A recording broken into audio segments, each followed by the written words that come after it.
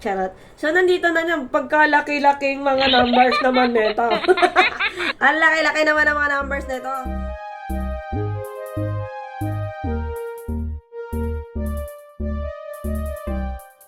Hi guys! Ayan, dumating ng ating Google AdSense!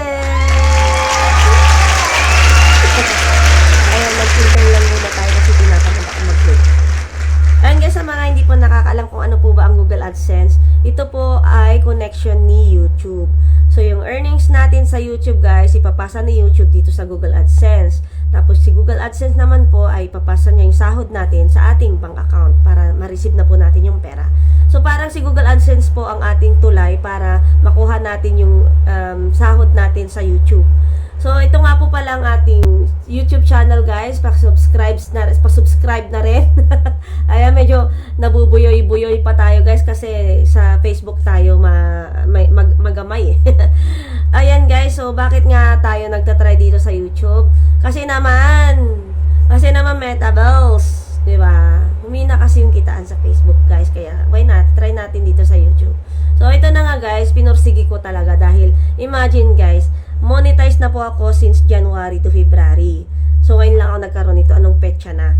June 20, ano naman ngayon? June 9? Ay, July pala. July 8, 9, parang ganon. July 8 pa lang. July 9 or 8 pa lang ata ngayon. Ayan, July 8 pala. Sorry guys. Ayoko na tong ikat. Ako kasi pag nagbablog ako ganito, yung sali-salita, ayoko nang mag-edit-edit. Talagang uncut talaga kung ano yung nakikita nyo ngayon, yun na yun. So, yun na nga guys.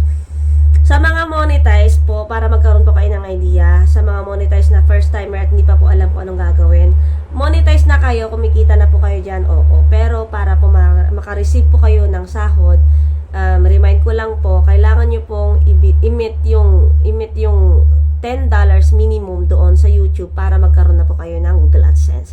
Once kasi nawala po kayo nito, hindi nyo po makukuha yung sahod nyo doon sa YouTube kahit anong gawin nyo. Kahit $1,900,000 nandun, tapos wala naman pala kayong ganito, hindi nyo po makukuha yung sahod nyo. Kasi siya ang tulay. Si Google AdSense po ang tulay. So, sa mga gusto naman pong sumabak para magkaroon po kayo ng idea, paano po ba kumita sa YouTube? First of all, ayan, English. So, una sa lahat, guys, kailangan nyo po muna ma-monetize sa YouTube. So, paano po ba ma-monetize yung YouTube channel ninyo?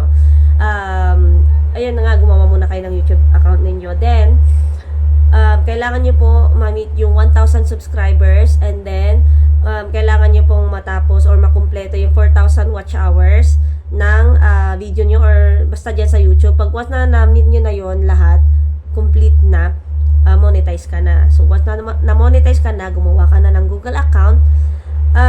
Pwede naman na kayong gumawa ng Google AdSense account during pinapataas nyo yung subscribers nyo or yung yung 4,000 watch hours nyo para at least meron ka ng naka-reserve dyan. Take note lang po, kailangan nyo lang wag nyong kakalimutan yung password nyo sa Google AdSense account ninyo para hindi na po magka-komplikasyon. So, yung Google AdSense account ko guys, almost 4 years na siya sa akin. Sa awa ng Diyos, hindi ko naman nakakalimutan yung password niya kasi yun at yun lang naman yung aking password at wala nang iba. So, para hindi nyo po malimutan din yung email nyo, kailangan nyo pong i-connect yung email account ninyo doon sa Google AdSense account para ma-connect siya lahat-lahat. Kasi kung ano po yung nilagay nyo pong email account doon sa YouTube, kailangan connected po doon sa Google AdSense para hindi po tayo magka-problema. So, kailangan po as usual na sinasabi ng mga YouTubers sa mga tutorial dyan, kailangan po wag po tayo magkakamali sa complete name natin, sa complete address, number, ID number, lahat yan kailangan kumpleto at walang errors. Kailangan po tama lahat. So, dahan-dahan lang po tayo sa pag-fill out ganyan para hindi po tayo magkamali at para hindi na tayo magkaroon ng maraming komplikasyon. So, yun na nga guys. Kapag once na na-meet nyo na yun guys at nagkaroon na rin po kayo nito, ito na nga at bubuksan ko kung ano po nakalagay dito. Saka, ayan, makikita natin kung ano na nga nandito. Ayan! Charot. So, nandito na yung pagkalaki-laking mga numbers naman nito. Ang laki-laki naman ng mga numbers nito. So, this code is unique to your account and the payment address you want to verify. Please do not share this code with anyone else. And know that Google will never call you and ask for your code. Ayan, kailangan natin, tayo lang nakakaalam guys. Mapaasawa nyo man dyan, or mga pinsan, or mother, or father nyo dyan, huwag nyo pong pamimigay. Ang kati ng ilong ko. Oh my gosh. So, dito po, dito sa gilid, may nakalagay, Google AdSense. Your personal identification number, PIN. Ayan, babasahin ko guys ha, para magkaroon na po kayo ng idea sa, sa susunod. Welcome. Your AdSense or AdSense for YouTube account isn't set up to receive payments yet. Please follow the instructions to verify your address. Ayan guys, sabi dito hindi ko pa makukuha yung sahod ko kasi nga hindi pa tayo naka-verify. Nandito pala kasi hindi ko pa nilalagay. So dito sa baba guys, mayroon siyang instructions. Number 1, nakalagay is sign into your AdSense or AdSense for YouTube account. Number 2, go to payments, then verification check. Then number 3, enter your PIN and click submit. So yun guys, kailangan yung i-open yung AdSense account ninyo, then pupuntahan nyo daw yung payments, doon magpapakita naman siguro dyan. Then verification check, magpapakita na rin doon yung verification check. Then number 3, enter your PIN and click submit. Yung PIN na po guys, yun na yun nandito, yung 6 digits na nakalagay dito. So sa mga mahirapan naman po guys na maglagay ng PIN, or kapag hindi nila masundan yung instructions, mayroon pong nilagay si Google AdSense dito na link. So, pag nagkaroon na kayo nito guys, makikita nyo po dito. So, i-research nyo lang sa Google, then magpapakita na po ito automatic. So, yun guys, at ito po, pinaka-importante sa lahat, once na na-receive nyo na ito po ang sabi dito. Please note that we will stop serving ads through your account if you do not use this PIN to verify your address within 4 months.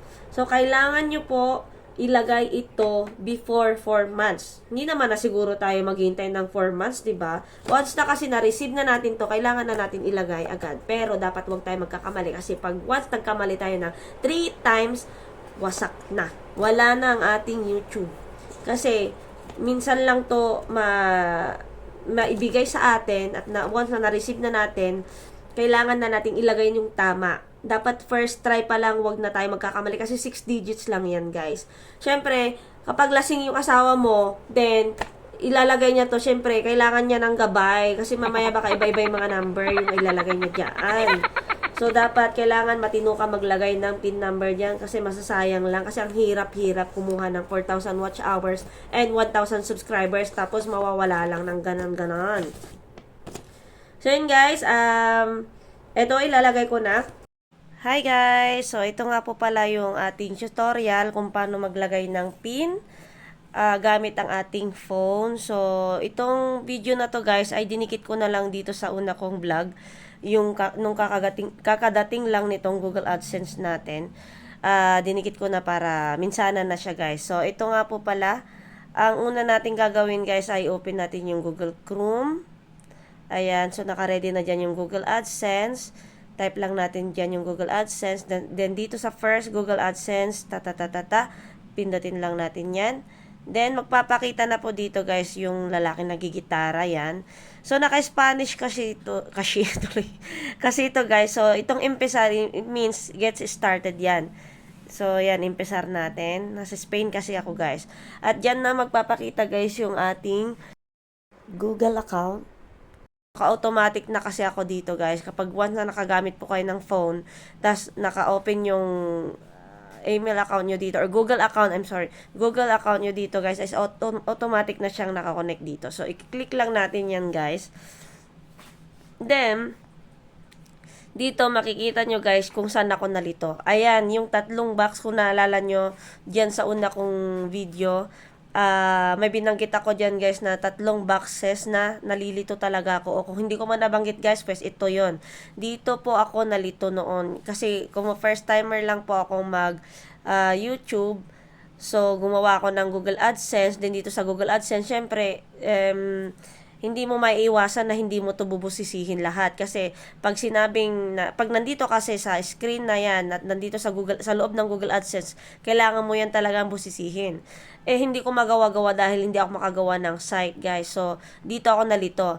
Then, ang dapat palang gawin, guys, ay huwag na lang tong bigyan pansin dahil once na meron na po kayong monetized account sa YouTube, hindi na po ito gagalawin.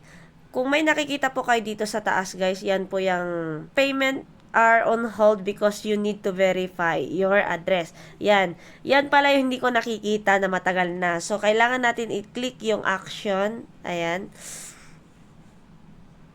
So, dito guys, yung identity verification ko guys is complete na. Yan din yung hindi ko rin mahanap dati bago ko ma-receive yung Google AdSense. So, kailangan muna natin yung identity verification bago tayo maka-receive ng email ni Google AdSense. Then, once na-approve na po siya guys, ayun na, mag-email na si Google AdSense ng ganito na-receive na daw nila yung verification, identity verification mo na lahat na daw okay na. So, kailangan mo na maghintay ng 2 weeks mahigit or 2 weeks exactly kung maswertehin mo. Yun na nga guys. At na-receive na natin yung Google AdSense. So, dito na guys, address verification needs attention. Ito na po yung PIN.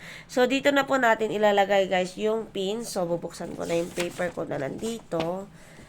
Kailangan guys ay atento tayo at wag tayong magkakamali. Kasi once na nagkamali po tayo ng 3 times, ayan, you have 3 attempt remaining, ay hindi na po mamomonetize or demonetize ka na po automatic.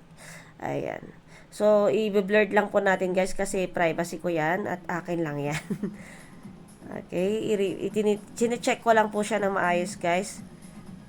Okay. Hinaan natin yung kasi maingay.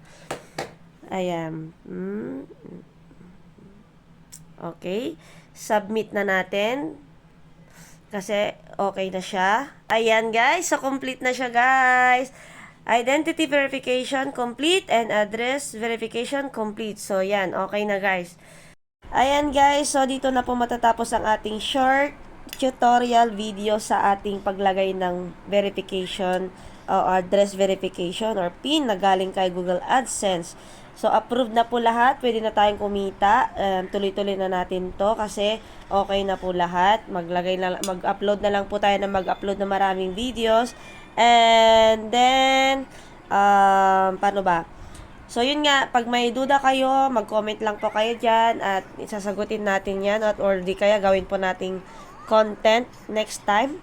And don't forget to subscribe me guys. At yun lang guys. Thank you for watching and God bless all. Bye!